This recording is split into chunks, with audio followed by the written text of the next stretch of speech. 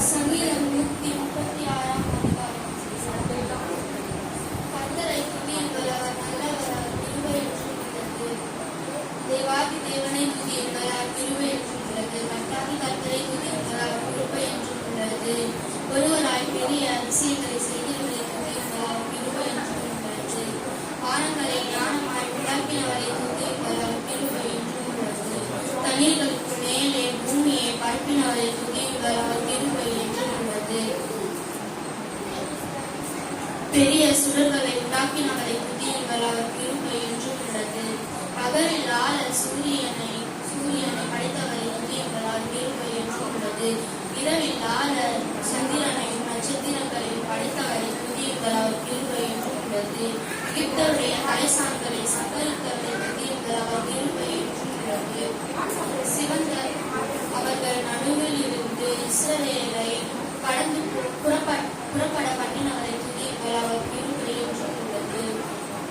பலத்த கையினாலும் ஓங்கிய புத்தியினாலும் அதை செய்தவரை துதியுங்கள், அவர் கிருபை என்றும் உள்ளது. சிவந்த சமுத்திரத்தை இரண்டாய் பிரித்தவரை துதியுங்கள், அவர் கிருபை என்றும் உள்ளது.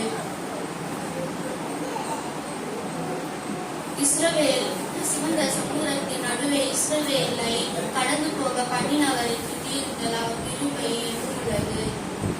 பார்வோனையும் அவன் சேனைகளையும் சிவந்த சமுத்திரத்தில் கவிழ்ந்து போட்டவரை துதியுங்கள், அவர் கிருபை என்றும் உள்ளது.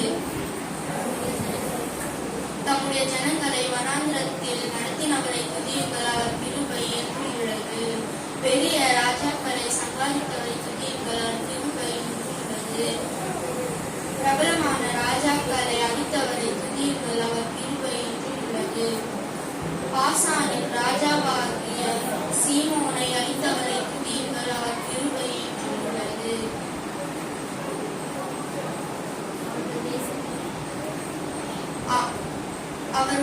அவர்களுடைய தேசத்தை அவர்களுக்கு